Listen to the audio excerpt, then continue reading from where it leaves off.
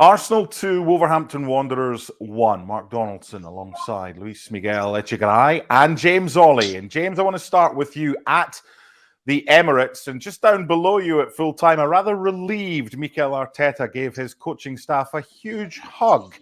That was a lot harder than it should have been when Arsenal were 2-0 up, wasn't it? Yeah, there's been a lot of talk around the club this week about game state and the idea that they're making matches harder than they should be by not asserting themselves early enough. You know, they've sort of got into a habit now of starting on the front foot, creating chances, and I mean, that's actually today's the first time they've scored in the first 15 minutes of a Premier League game. So it kind of shows you that this is a habit they're trying to create. And you sort of thought at 2-0 they go and win this 3-4-5. Wolves didn't really show a lot. But they kind of slipped into their old ways a little bit in the second half and just took the foot off the gas a little bit. And then they made a mistake defensively, which was punished. And to be fair, Zinchenko kind of had that in him all afternoon, and you could argue that he's had it in him for a while. You know, he made a couple of mistakes in the first half. I remember one where Martinelli went back and chased it down and sort of won applause from all four corners of the ground, and Mikel Arteta included, for kind of bailing out his teammate. But this time he sort of took the ball off Declan Rice, who seemed to have it relatively under control, and then dallied on it, lost it. Wolves scored, took the goal really well at Tiskuna. And then obviously it was a nervy finish. But I think there'll be a lot more talk about game state now, because Arsenal put themselves in a position where they could have just gone and won this comfortably, a bit like Lens in midweek, when obviously they were 5-0 up at half time and the game was well and truly over, but they just didn't quite see it off. And again, there's talk about whether they're going to look for a striker in January. You look at Eddie Nketiah through one-on-one, chance to kill it, doesn't, hits the post. It's these little moments, these they call marginal gains, that maybe will make them think again in January about what they're going to do. But they're still not quite the finished article in just taking these kind of games and making them routine, which is obviously what Manchester City are so good at doing. Following on from that, Luis Miguel, if Arsenal are able to splash out and sign a world-class striker in January, can they win the league? Well, it's an excellent question, because obviously, as James was also noting out, that, sometimes when you don't have the right striker, and I don't want to give any disrespect to Eddie Nketiah or Gabriel Jesus for that reason, but even Gabriel Jesus said it a few weeks ago, how he doesn't even see himself as a natural goal scorer. I think that can sometimes be a hindrance. Look, this game today, MD, was actually a great euphemism for what Arsenal are. Great at the beginning of the season. They show you so much promise. And then somewhere in the middle, they allow, with all due respect to Wolves, the weaker opponent to come back in, and then they give it all away. Of course, they didn't give it all away today, and there's many great things to take away from this victory. The most important thing, that they're still top of the table by 4 points, albeit temporarily, and they retain that lead. But to answer your question, I just really believe fundamentally, just me, my opinion, that you need three key components in a starting 11 to really win the title, aside from the fact that if you're Manchester City. One is you need a really good leader at the back. Two, you need a strong midfielder that can really dominate as well. They have two out of the three. Up front, they need a clinical goal scorer. And when you look at the goal scoring statistics, there's not one single Arsenal player in the top 10 in the day. I didn't get you, I believe, is the one with the highest with 5 goals in the league. So I would put all my focus on trying to get a proven goal scorer, not to mention the fact that they're in European competition in the Champions League. So God forbid an injury happens to their already existing personnel. Then what happens? Yes, you need a striker. I don't know whether it's Victor Osimhen, whether it's Ivan Toney. You need somebody up there that can give you 20 goals a season.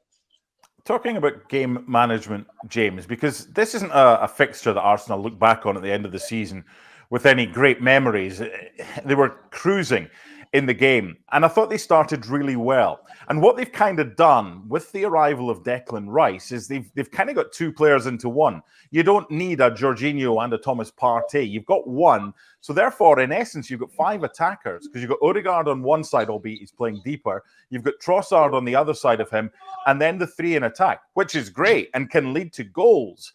But is there enough protection there, if that was the side that he was to select, Mikel Arteta, against better teams? Would they be able to pick them off, especially with Arsenal playing with Zinchenko as an attacking fullback? Well, I mean, what you're asking there is essentially the debate about the second number 8 position, because that's the one that's not really nailed down. I think if everybody's available, I think everybody can pretty much pick this team. The front three, obviously, Saka, Martinelli, Jesus, Rice at the base of that midfield, Odegaard as captain as one of the eight, and then it's a question of who is the other eight to complete that attacking lineup. And I was quite surprised actually that he went with Trossard again. We were talking about it with one of my colleagues earlier. I didn't think Trossard really worked in that position when they tried it before. And Havertz is obviously on a little bit of a run at the moment. He scored a couple of important goals in the last week. You felt as though this was a good opportunity for him to kind of build on that sense of momentum today. And yet he started on the bench and Trossard was picked at that second number 8. Look, I think in the bigger games, particularly away from home, it is an almighty ask for someone like Declan Rice to go and handle that on his own. But you've got to think again about how Mikel Arteta is trying to evolve this team. He wants them not necessarily to be a blueprint, a carbon copy of Manchester City, but he wants them to be able to impose themselves in any venue against any team. And to do that, he wants more ball players in the middle of the park. So he would rather instinctively go with a more attack-minded number 8. Who's good on the ball, intelligent in possession, and can dominate teams that way, rather than go for more of a party, say, who's a bit more of a physical presence, who's still got good distribution party, but is a little bit more defensive minded and would sit a little bit more and give a bit more protection. Look, I mean, I think in these games at home, again, a lot of talk about it already this season. The pattern of these games now, because of the respect that a lot of the opponents come to the Emirates and show Arsenal, is usually set. You know you're going to be playing probably 11 men in front of you, the low block, and can you break them down? And that is an issue that Arsenal have struggled to tackle. And yet we're sitting here in a game where they scored twice early on, played some really good stuff for 45 minutes. You're thinking it's a matter of time that they'll go on and kill the game off. And yet the sting in the tail, while it didn't quite cost them any points, it will, I think, make Arteta pause for thought a little bit, that they are still got some work to do in that area. Yeah, Luis Miguel, how far off is Mikel Arteta from having the team that he wants, from having the performances that he wants? How far is he away from having his perfect team? If this was a speeding train, Arsenal are... And Arsenal are like the thief with all the money running away from the bank. They've got both hands on the train, and they've got one foot just jumping on.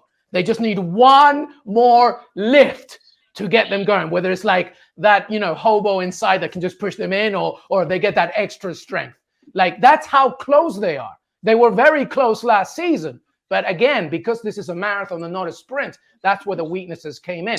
Declan Rice, I talked to Mikel Arteta this past summer about the importance of somebody like Declan Rice here, who can be essentially, we have heard this before, it's not a shocker to say that he can be in the same theme that Patrick Vieira would do back in the day for Arsenal. He could do the same thing here. So yeah, that's a great piece. But we've talked about a number 8. We've talked about a clinical striker. They just need that extra push, Andy, because against Manchester City, you have to be perfect. And guess what? This is the tightest race in the top 4 since the 2015-2016 season when Leicester City won it. So it just shows how competitive everybody else around them are. So they're nearly there, but now it's the extra baggage that everybody else is also really pushing. Finally, James, it's Luton in midweek for Arsenal. Got some decent games coming up. Villa away will be tough. Brighton, I think, is in there as well. However, already through in the Champions League.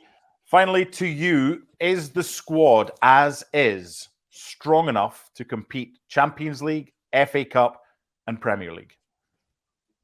No, not to win those competitions. They're not far away.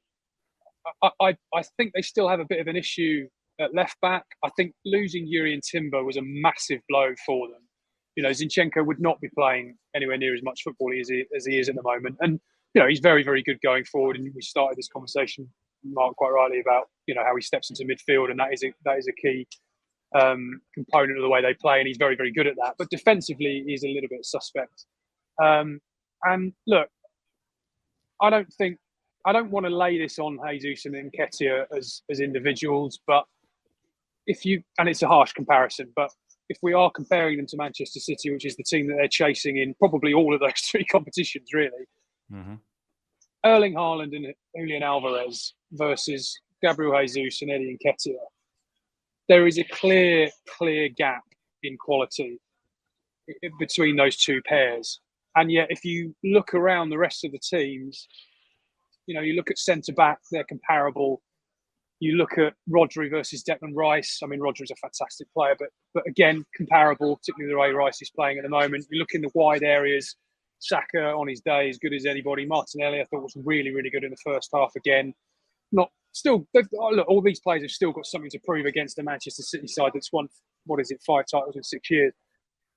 But there's not a lot of difference in terms of individual quality in a lot of those positions.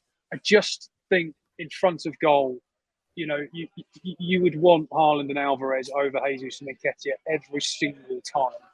And I think if they are looking in January, I think it is Ivan Toney who is the one that they want. Whether they can get him out of Brentford, whether they've got the money, frankly, to do a deal at that level, I don't know. They are also looking to upgrade in midfield. They're thinking about Douglas Luiz at Aston Villa. He's the primary midfield candidate there. I don't think they can do both of those deals in January. And I would say that the one that, you know, they need with more urgency is Toney as a centre forward. I think if they got in a striker who they knew could give them 15, 20 goals, maybe more. I mean, Toney in a better team than Brentford, obviously a very good side. You would expect him to be pushing 20 plus over the course of a whole season.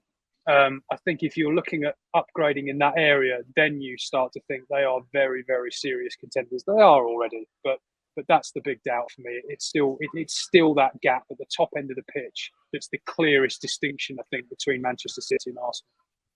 James, Luis Miguel, thank you. Arsenal needed that third goal to get to cruise control, but they did get 3 points. And for today, that's all that matters.